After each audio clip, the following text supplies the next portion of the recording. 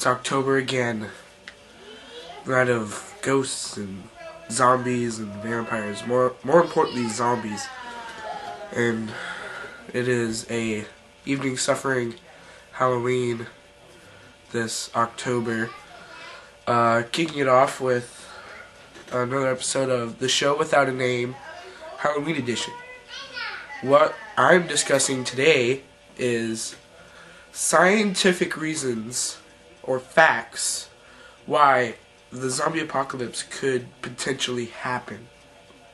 Now, I did my homework on this one. I actually have a list of 5 things that I found from a news article written by a guy on blogspot.com. I'll put the link in the description over there. And it talks about 5 different things. No, not Blogspot. Cracked.com. And I found, but on Blogspot, I found an article of a guy who wrote about the voodoo zombies in Haiti. I think that's in Africa. I don't know. And it talks about how these voodoo guys are using this powder to bring them down to this state where their bodily functions are so slow they are scientifically presumed dead. So I have a list right here. Reasons why the zombie apocalypse could happen. Now, I'm gonna sort of go through this. But first, I'm going to talk about the zombies in Haiti. Now, your definition of a zombie may look like this.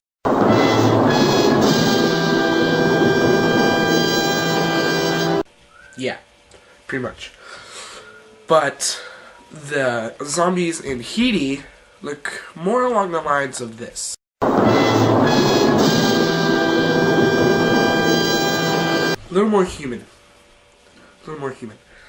Anyways, so these guys they're normal people, but with the help of voodoo magic, they are put down to death and then brought back to life, if you want to call it life. More like a tranced state of doing whatever the heck they tell you to do sort of thing.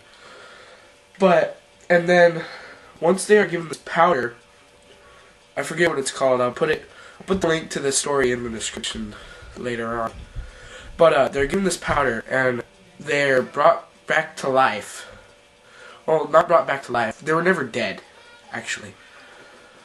They're given this powder, which, again, I say, slows their bodily functions down so much that they are scientifically presumed dead. And then they're given this other powder, which makes them have no memory of what they're doing or what they did, and they're pretty much susceptible to anything. Like, they'll do whatever you tell them to do. So basically, they just go around doing what the voodoo guys tell them to do, right? So, like, for example, I heard about this guy who went on an expedition here for this, exactly, and he was told, he found this guy who became a voodoo zombie, and he was told to work in a sugarcane plantation to harvest sugar for, exports to America and all over the place. So the next time you drink, tea or whatever, the sugar probably came from a zombie. It was probably hunted by a zombie at one point or another. So nothing to worry about. It's not contagious. But anyway, now on to the 5 reasons why the zombie apocalypse could potentially happen. Reason number 1. Now, I don't think this is a particularly good reason. I mean, it's sort of far out there, but I'll share with you. Tell me what you think down here in the comments. Tell me what you think of these 5 reasons. Number 1 is nanobots. Now, nanobots, you all know what they are. Microscopic technology robots that were created by scientists. They actually have a whole, they're pouring billions of dollars into nanobot research. Now, you may think, what, nanobots? Psh, come on, this isn't gonna happen. Wrong.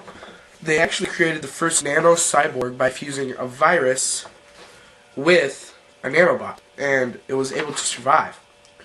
Now, they're also doing tests on like dead bodies. They put nanobots into your brain, and it was able to keep the brain living up to 8 months after death. Now, if you know how the brain works, the cortex, which is basically the big part, the outer brain, it allows you to do all the normal stuff you do, like enjoy Grey's Anatomy, or play your guitar, eat, sleep, walk. Basically function like a normal human being.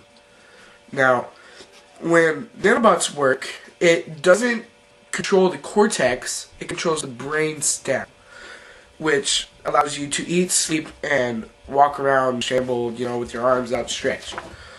Now, that's all you need to survive. Like, if you may have heard about this, there was a chicken who got decapitated and was able to live up to like 2 years after it got decapitated because it still had its brain stem. So I thought that was pretty cool. But so watch out. Possibility it could happen. It's not a very big one, but I certainly wouldn't want scientists to go around putting nanobots into people's brains anytime soon. Anyways, number 2.